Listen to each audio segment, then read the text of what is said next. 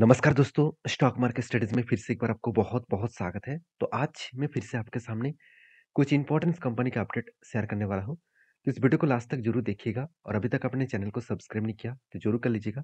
Continuously information और updates पाने के लिए इस चैनल के ऊपर बने रहिएगा। तो चलो देख लेते हैं कौन-सा कंपनी है इस वीडियो के अंदर। फर्स्ट जो कंपनी है उसका नाम है आर्कॉन इंटरनेशनल लिमिटेड। देखिए, मैं बहुत दिनों से आपको यही बता रहा था कि कंपनीज़ के ऊपर जो होल्डिंग्स है, कंपनी के ऊपर जो होल्डिंग्स है मतलब प्रोमोटर के पास जो होल्डिंग्स है, उस होल्डिंग्स को ओएफएस के माध्यम से कभी न कभी बेचा जा सकता है। तो फाइनली वो यहाँ पे एक अपडेट आया जिसके चलते पिछले दिनों में एक बिग क्रैश देखने को मिला एटलीस्ट 9% के आसपास। तो आप देख सकते हैं यहाँ पे क्या बताया गया? आपको बताया गया कि आर्कॉन international share crash 9% after the opening of the 2 days OFS. मतलब ओएफएस का जो ओपनिंग डेट्स ओपन किया गया मतलब ओएफएस के लिए जो ऑर्डर किया गया, तो उस बेसिस में 8 साढ़े 9% के आसपास क्रैश हो चुके हैं। देखिए, अभी ओएफएस होता क्या है, वो सबसे पहले समझिए। देखिए, कंपनीज़ के बारे में एक चीज़ बता दूँ कि ओएफएस होता क्या है? देखिए, ओएफएस का मतलब है ऑफर फर्स्ट सेल। मान के चलिए मैं मेरे पास किसी कंपनी के ऊपर 80% होल्डिंग्स है, ठीक है?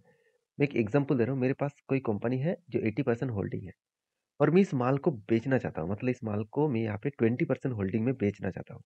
तो 20% होल्डिंग बेचूँगा, तो मेरे तो कस्टमर चाहिए। देखिए, मान के चलिए मेरा शेयर प्राइस चल रहा है अभी ₹100, तो ₹100 में मेरा शेयर प्राइस चला है और मैं 20% माल बेचना चाहता हूँ।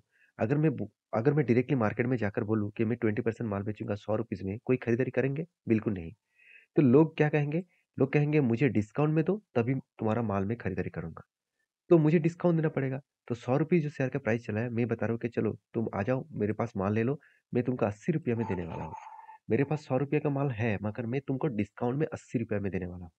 तो ये जो ऑफर किया जाता है, इसी को कहा जाता है ऑफर फॉर सेल, मतलब सेल के लिए ऑफर देना। तो ऑफर में माल बेचेंगे तो उसका तो क्रैश होगा ही, क्योंकि वो डिस्काउंट प्राइस में उसको बेचना पड़ेगा और जब इतनी भारी क्वांटिटी माल बेचा जाएगा तो उसके ऊपर डिस्काउंट होगा और जिसके चलते हुए शेयर में करेक्शन देखने को मिला। तो बहुत सारे लोग मुझे ये भी क्वेश्चन किया कि सर, ऑफिस के माध्यम से शेयर के ऊपर तो गिरावट हुआ, क्या क्या ये नेगेटिविटी है? बिल्कुल नहीं। देखिए, इस तरीके से हर कंपनीज के ऊपर चीज देखने को मिलता है, हर टाइम देखने को मिलता है। इसमें कोई नेगेटिविटी नहीं है कि इन प्रोमोटर खुल माल मतलब खुद माल बेच रहा है, तो उसके ऊपर कोई नेगेटिविटी है, ऐसे बिल्कुल नहीं। एज़ ए इन्वेस्टर के बारे में बात करूँ, तो प्रोमोटर के पास 73% होल्डिंग है। इसके ऊपर माल बेचा जा रहा है, तो माल बेचेंगे तो कोई ना कोई खरीदारी करेंगे। तो ज़्यादा से ज़्यादा जब भी कोई प्रोमोटर माल बेचते हैं, कोई अच्छे कंपनी के ऊपर, तो उस सारे माल उठा लेते हैं कौन? एफआईएस और टीआईएस। ध्यान से देखना इस चीज़ को, किस तरीके से टेक्निकली चार्ट पैटर्न्स बना, आपको देखकर ही पता चलेगा। देखिए, ध्यान दीजिएगा। तो पिछले दिनों में जो टेक्निकली चार्ट पैटर्न बना था, वो देखिए एक कैंडल बना था और वो भी ग्रीन कैंडल, वो भी हाई वॉल्यूम के साथ। इसका मतलब क्या है? इसका मतलब यही है कि हर व्यक्ति यहाँ पे माल को बाइंग किए हैं। तो ओएफएस के माध्यम से माल तो बेचा गया, मगर उस टाइम में नीचे लेवल से ही तगड़ा बाइंग किया। तो तगड़ा बाइंग आपको क्या लग रहा होगा, रिटेल पब्लिक खरीदारी की है? बिल्कुल नहीं। बड़े-बड़े इंस्टीट्यूशन और इन्वेस्टर ने खरीदारी की है। तो इतनी ज़्यादा बाइंग किया गया, इसीलिए वो रेड रेड नहीं ग्रीन कैंडल बना। अगर देखिए बाइंग से कई गुना ज़्यादा सेल ऑफ होता तो रेड कैंडल बनता। तो हाई वॉल्यूम के साथ कोई भी ग्रीन कैंडल बना, इसका मतलब हाई बाइंग किया गया और वो भी इन्वेस्टर के माध्यम से। तो मेरे कहने का मतलब है कि कोई भी कंपनीज़ के ऊपर ओएफएस आया, कोई भी मतलब अ, कोई कंपनी के प्रोमोटर ने माल बेचा, तो इसके लिए आपको चिंता करने का ज़रूरत नहीं। आपको ये देखना है कि कंपनी किस तरीके से परफ़ॉर्मेंस कर रहा है। तो मैं पहले बोल चुका हूँ, कंपनी एक गवर्नमेंट कंपनी है, तो गवर्नमेंट में इस तरीके से हलचल चलता रहता है। गवर्नमेंट कभी-कभी खुद का स्टेक बेचने के लिए ओएफएस लेके आते हैं। तो इसीलिए गवर्नमेंट कंपनी के ऊपर निवेश करना थोड़ा-सा खतरे से खाली नहीं है, क्योंकि आप जब भी बाय करेंगे तो एफएस के माध्यम से शेयर में डिस्काउंट में आ जाएगा, तो आपका लॉस दिखेगा। तो इसीलिए ज़्यादा से ज़्यादा इन्वेस्टर गवर्नमेंट कंपनी को प्रेफर नहीं करता है। फिर भी इस कंपनी का परफॉर्मेंस में कुछ कमियाँ नहीं है। कंपनी का सेल्स लगातार एक लेवल्स में ग्रोथ हुआ। एक्सपेंस को भी कंपनी कंट्रोल के उस बेसिस में कंपनी का नेट प्रॉफिट 174 करोड़ से बढ़ के हो चुके हैं 250 करोड़ के आसपास। तो अलग लेवल का एक प्रॉफिटेबिलिटी ग्रोथ हुआ, एक बिग पॉजिटिव पॉइंट है कंपनीज़ के लिए। अब इस कंपनी के बारे में एक ही बात कहूँगा, कंपनी की जो बैलेंस शीट है, वहाँ पे आप देख सकते हैं कंपनी का रिज़र्व लगातार बढ़ता हुआ देखने को मिले। एक टाइम कंपनी बहुत ज़्यादा कर्ज़ा लिया था, करीबन साढ़े 3,000 करोड़ के आसपास। वो कर्ज़ा अभी कम हुआ है, 1,600 करोड़ के आसपास देखने को मिले। इस कंपनी की एक खासियत पॉइंट अभी देखने को मिलेगा, वो है कंपनी का ट्रेड्स रिसीवेबल। कंपनी की इस बार करीबन 850 करोड़ के आसपास ट्रेड रिसीव हुआ। तो जितना ट्रेड रिसीव होगा, उतना ही कंपनी आगे बढ़ने के लिए तैयारी करेंगे। तो एक बिग पॉजिटिव पॉइंट्स है, इस पॉजिटिव पॉइंट्स के कारण एक अच्छा खासा ग्रोथ होने का चांसेस है। तो रही बात इस कंपनी के वो लास्ट कुछ फ्यू डेज़ का डिलीवरी का डेटा, तो आप देखेंगे तो अच्छा खासा डिलीवरी तो यहाँ पे नहीं हुआ, एक एवरेज लेवल का डिलीवरी आपको देखने को मिला, जो 30 टू 40% के आसपास देखने को मिला है। तो इस बात को मैं जो आपके साथ इसीलिए शेयर कर रहा हूँ क्योंकि आपको पता चले कि कंपनी के डिटेल्स में क्या है। क्या ओएफएस के माध्यम से शेयर में गिरावट हुआ कि कंपनी फिर से रिकवरी नहीं कर पाएँगे? बिल्कुल कर पाएगा। तो सिचुएशन वाइज़ थोड़ा-सा करेक्शन हो सकते हैं, फिर से वो रिकवरी ज़रूर करेंगे। तो टेक्निकली चार्ट पैटर्न्स के बारे में बात करूँ तो मैं पहले ही बोल चुका हूँ, एक रेंज के ऊपर कंपनी फँसे हुए हैं, अभी रेंज को ब्रेकआउट करना है, उसके बाद कुछ जर्नी अलग लेवल का देखने को मिल सकता है। तो इंतज़ार करूँगा जब मौका मिलेगा तो उसके मौके का फ़ायदा उठाने के लिए क्योंकि यहाँ पे देखा जाए तो एक काप तो बना, अभी एक हैंडल पैटर्न्स बनने दीजिए, उसके बाद अगर ब्रेकआउट होगा तो एक अच्छा खासा एक टारगेट बन सकता है। तो उस डेट के लिए मैं इंतज़ार कर रहा हूँ। आपकी क्या राय है इस कंपनी के ऊपर ज़रूर कमेंट्स करना। नेक्स्ट जो कंपनी है उसका नाम है केपीआई ग्रीन एनर्जी। देखिए केपीआई ग्रीन एनर्जी में सब कुछ आपको ठीक दिखेगा, एक पॉइंट सिर्फ नेगेटिव है और वो है कंपनी का कर्जा। कंपनी ने ऑलमोस्ट 2.5% के आसपास कर्जा लेकर रखा है। सॉरी 2.5% कर्जा नहीं, 2.5% इसका डेप्थ ऑफ इक्विटी है, मतलब पर इक्विटी में कंपनी ₹2.5 करके डेप्थ लेकर रखा है। तो इतना ज़्यादा कर्जा लिया, 850 करोड़ के आसपास कंपनी कर्जा लिया। तो सॉरी, तो कंपनी के ऊपर कर्जा लेने के बाद भी कंपनी देखिए क्वार्टरली रिजल्ट को कभी भी कम नहीं किया। सेल्स लगातार बढ़ते चले गए। सितंबर कोविड के टाइम में 2020 में 24 करोड़ का सेल्स किया था। उसके बाद देखिए धीरे-धीरे करके सेल्स लगातार बढ़ता हुआ देखने को मिले और हाईएस्ट सेल्स जो है इस बार 200 करोड़ तक कंपनी पहुँच चुके हैं। तो कंपनी कर्जा तो लिया, मगर सेल्स को भी कंटिन्यू कर रहा है और कंपनी के एक्सपेंस भी कंट्रोल किया और कंपनी के इंटरेस्ट भी पेमेंट किए। सब कुछ पेमेंट करने के बाद कंपनी का प्रॉफिट मार्जिन लगातार बढ़ता हुआ देखने को मिले। देखिए इस कंपनी में वीकनेस यही है कि कंपनी के अगर सेल्स में कुछ कमियां देखने को मिले तो कंपनी इंटरेस्ट तो बंद नहीं होगा, इंटरेस्ट तो देना पड़ेगा क्योंकि कर्जा ज्यादा लिया। तो जिसके चलते प्रॉफिट मार्जिन में एक बहुत बड़ा झटका लग सकते हैं। तो इस पॉइंट को आपको भी भूलना नहीं चाहिए कि कर्जा ज्यादा है तो कोई बात नहीं, बाकी कंपनी कंपनी का तो परफॉर्मेंस अच्छा है तो लॉन्ग टर्म के लिए सोचूंगा, वो अलग बात है। आप अलग, हर किसी का अलग अलग राय होते हैं। तो मैं जरूर आपको कहूंगा कि जब किसी कंपनी के ऊपर ज़्यादा कर्जा है, तो उसके ऊपर सोच समझ कर काम करना क्योंकि आज मार्केट बुल रन में है तो ठीक है। कल मार्केट बेयरिश रन में होगा तो शेयर के ऊपर एक बिग क्रैश देखने को मिल सकता है क्योंकि लोग यही देखेंगे कि बहुत ज़्यादा कर्जा है, कंपनी बहुत बड़ा करेक्शन हो सकता है। तो इसी सोच सोच के हिसाब से ही वो शेयर को सेल ऑफ करना स्टार्ट कर देंगे। तो कहने का मतलब यही है कि आप जब किसी कंपनी के ऊपर निवेश करते हैं तो उस कंपनी के ऊपर एक चीज़ का आपको ध्यान रखना है कि कंपनीज़ के ऊपर आपको हमेशा एक पॉइंट्स को याद रखना है कि कंपनीज़ के ऊपर आपको हमेशा अ, सारे पॉइंट्स को मेज़र करना होगा। ऐसे नहीं कि एक पॉइंट्स अच्छा है तो बाय कर लिया, ऐसे बिल्कुल नहीं। तो एज़ ए कंपनी के ऊपर इन्वेस्टर, प्रोमोटर से लेकर एफएसडीएस पब्लिक के पास देखा जाए तो डीएस के पास कोई भी होल्डिंग्स नहीं है। एफएस ने कुछ क्वांटिटी ऐड किया करीबन 4% के आसपास और बाकी पब्लिक के पास है और प्रोमोटर के पास है। देखिए इस कंपनी के ऊपर जब मैं ट्रेडिंग बनेगा तब मैं ट्रेड ज़रूर लूँगा। अभी इन्वेस्टमेंट के लिए मैं सोच समझ कर काम कर रहा हूँ क्योंकि मुझे उतना हाई रिस्क नहीं लेना है क्योंकि कंपनी का फिलहाल के लिए सिचुएशन जो है अच्छा खासा डिलीवरी का परसेंटेज देखने को मिला। क्यों मिला? क्योंकि कंपनी का एक टेक्निकली चार्ट पैटर्न बना था कप विद 100 पैटर्न्स और फाइनली ब्रेकआउट हुआ और टारगेट भी अचीव हो चुके हैं। तो जितने लंबा एक जर्नी पहले से ही हो चुके हैं, बहुत बार इसके ऊपर ट्रेड बना था। मैंने यहाँ पे भी आपको शेयर किया एक ट्रेड बना था।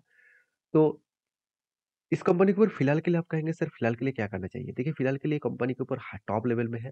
इस जगह पे आप फोमो बाइंग मत करिएगा क्योंकि बहुत सारे लोगों को यही लगता है कि यहाँ पे मैंने बाय मत नहीं किया तो टॉप में बाय कर लूँ और भी ऊपर जाएगा तो मुझे प्रॉफिट होगा। देखिए ऊपर जा भी सकते हैं, नीचे भी आ सकते हैं, कुछ भी हो सकते हैं। तो जब तक कोई भी पैटर्न्स ना कंप्लीट हो तब तक इन्वेस्ट करना बहुत बड़ा रिस्की हो सकता है। बाकी आपके क्या राय है जरूर कमेंट्स करके बताना। नेक्स्ट जो कंपनी है उसका नाम है येस बैंक। देखिए येस बैंक, आप सभी जानते हैं राणा कपूर जी इस कंपनी के जो मैनेजमेंट में थे तब इस कंपनी का हालत खराब हो गया क्योंकि उन्होंने क्या किया, अब ध्यान से देखना, उन्होंने बहुत ज़्यादा लोन कस्टमर को दे दिए। अगर उस टाइम में एनपीए के बारे में बात करूँ तो एनपीए देख लीजिए, करीबन 5 साढ़े 5% 6% तक एनपीए देखने को मिलता था। अभी एनपीए होता क्या है? देखिए एनपीए का मतलब है नॉन परफॉर्मिंग एसेट। तो नॉन परफॉर्मिंग एसेट क्या है? देखिए बैंकिंग के 2 चीज़ होते हैं, हर बिज़नेस के 2 चीज़ होते हैं, एक है लायबिलिटीज़, दूसरा होता है एसेट। तो बैंकिंग के लिए लायबिलिटीज़ क्या है वो सबसे पहले समझ लीजिए। मान के चलिए बैंक के ऊपर आपने क्या किया, सेविंग अकाउंट में, करेंट अकाउंट में, एफडी में पैसा डाला, इंटरेस्ट पाने के लिए। तो बैंक को आपको क्या करना पड़ेगा? इंटरेस्ट देना पड़ेगा। तो ये बैंक के लिए क्या है? एक लायबिलिटीज़ है। उसी तरीके से बैंक जिसको लोन दे रहा है, चाहे वो पर्सनल लोन हो, घर के लिए लोन हो, एजुकेशन लोन हो, कॉर्पोरेट लोन हो, तो ये जो लोन दिया जा रहा है, तो उस लोन से बैंक को क्या मिलेगा? इंटरेस्ट मिलेगा। वही बैंक के लिए क्या बनेगा? एसेट। अगर वही एसेट अगर एनपीए के मामले में बदल जाए, तो कंपनी के लिए खतरा बन सकता है। मान के चलिए बैंक ने क्या किया, 5 व्यक्ति को लोन दिया। 5 व्यक्ति को यहाँ पे लोन दिया और पाँचों के पाँचों व्यक्ति यहाँ पे लोन नहीं मिटा पाए। 4 व्यक्ति लोन को मिटा पाए, 1 व्यक्ति ने लोन नहीं मिटा पाए। तो ये बैंक के लिए क्या बन जाएगा? एनपीए। तो एनपीए जितना कम होगा, जितना ज़्यादातर लोग कम लोन को ना दे पाएँगे, उतना ही बैंकिंग के लिए पॉजिटिविटी बने माना जाएगा। तो राणा कपूर जी ने क्या किया, बहुत ज़्यादा लोन दे दिए और बहुत ज़्यादा लोन उसी कॉर्पोरेट जगह पे दिया, जो लोन वापस आने का चांसेस नहीं है। क्योंकि येस बैंक बर्बाद होने के पीछे मेन जो कारण है, वो है डीएचएफएल। तो डीएचएफएल तो खुद तो बंद हो ही गया, साथ ही साथ ये येस बैंक का भी हालत खराब कर दिया। एक टाइम कंपनी ₹400 के आसपास चल रहा था, 400 के ऊपर चल रहा था येस बैंक। और एक टाइम नौबत आ गया ₹4 के आसपास। आज तो ₹20 है, चलो ठीक है, मगर ₹4 के आसपास चला गया था। तो सोचिए, जो लोग लॉन्ग टर्म के लिए निवेश करके रखे थे, उसका तो मतलब हालत ही खराब हो गया। तो आप कहेंगे सर क्या कंपनी फिर से खड़ा नहीं हो सकता? देखिए कुछ भी हो सकते हैं, ये मार्केट है। यहाँ पे मैनेजमेंट अगर अच्छा आ गया, तो वो फिर से इसको खड़ा कर सकते हैं। और वो भी नज़रिया आपको देखने को भी मिलेगा, आज एनपीए कितना है? 1% के भी नीचे। इसका मतलब धीरे-धीरे करके कंपनी का एनपीए एकदम ना के बराबर देखने को मिला। तो जितना मार्केट से पैसा उठा पाएँगे, उतना कंपनी का प्रॉफिटेबिलिटी भी जर्नी देखने को मिला। तो इस सारे कारण की वजह से एज़ अ इन्वेस्टर भी इस कंपनी के ऊपर देखिए अच्छा खासा धमाका बाइंग भी किया। हाँ, जो लोग सोच रहे हैं कि 40% के आसपास डीएस के पास होल्डिंग है, मैं बता दूँ सबसे ज़्यादा इन्वेस्टमेंट इस कंपनी के ऊपर एसबीआई और एलआईसी के पास है। दोनों ही गवर्नमेंट कंपनी है। जब एसबीआई और एलआईसी ने निवेश किया, तब इस कंपनी का हालत खराब हुआ था और गवर्नमेंट ने यही बताया, इस बैंक को बचाने के लिए फंडिंग का ज़रूरत है। तो फंडिंग तुम लोग दे दो, तुम लोग इन्वेस्ट कर दो, तो इस कंपनी फिर से बुल रन में देखने को मिलेगा। तो कहने का मतलब यही है कि आपको हमेशा इस तरीके से न्यूज़ के बारे में, इस तरीके से डेटा के बारे में अवेयरनेस होना चाहिए, क्योंकि इस तरीके से कंपनी के ऊपर कभी ना कभी पासा पलट भी सकते हैं। अगर मैं इस कंपनी के ऊपर बात करूँ तो अभी फ़िलहाल के लिए मैं कोई एज़ ए इन्वेस्टमेंट के मूड में नहीं हूँ। अभी इस कंपनी के ऊपर मैं ट्रेडिंग के मूड में हूँ और ट्रेड भी एक ले चुका हूँ, वो आप देख सकते हैं। शोल्डर कम हेड कम शोल्डर बना, फाइनली यहाँ पे ब्रेकआउट भी हुए और धीरे-धीरे करके वो ऊपर जा रहा है। तो अगर इस एंट्री लेवल से टारगेट तक देखूँ, तो 22% के आसपास टारगेट बन सकता है। तो बाकी आपकी क्या राय है इस कंपनी के ऊपर ज़रूर कमेंट्स करके बताना। नेक्स्ट जो कंपनी उसका नाम है टेम्को प्रोडक्शन लिमिटेड। तो टेम्को प्रोडक्शन लिमिटेड के बारे में बात करूँ तो एक कंपनी छोटा कंपनी है, एकदम नैनो कैप टाइप कंपनी है। 96 मतलब 100 करोड़ से भी नीचे इस कंपनी का मार्केट कैप है। फिर भी इस कंपनी के ऊपर एक बहुत बड़ा अपडेट है, वो है स्प्लिट का। 14 तारीख को कंपनी स्प्लिट देने वाले हैं, हर एक शेयर के बदले आपको 10 शेयर मिलेगा। तो एक के बदले 10 शेयर कंपनी आपको देने वाला है 14 तारीख को। तो अगर आप स्प्लिट के शौकीन हैं, स्प्लिट पाना चाहते हैं, तो कंपनी के ऊपर रिसर्च करिए, उसके बाद काम करिए। मैं एक चीज़ ज़रूर कहूँगा, सोच समझ के करिएगा। जो लोग सोच रहे हैं एक के बदले 10 शेयर मिलेगा, वो भी देखिए कंपनी का प्राइस करीबन ₹11 के आसपास है। इसका मतलब जब इसको स्प्लिट किया जाएगा, इसका प्राइस ₹1 के आसपास आ जाएगा। तो उसको समझकर काम करिएगा। ₹1 शेयर में आपको अगर सुकून मिलता है तो काम करिए, अगर आपको डर लगता है तो छोड़ दीजिए। मैं कहूँगा अगर मेरे ओपिनियन आप मानेंगे तो इस तरीके से कंपनी से दूर रहिए। तो बाकी आपकी क्या राय है इस कंपनी को ज़रूर कमेंट्स करना। ये वीडियो टोटली एजुकेशन पर्पस में था। कोई भी मेरी तरफ से बाय एंड सेल का रिकमेंडेशन नहीं है। अगर काम करना है तो एक बार रिसर्च करके करिए। धन्यवाद।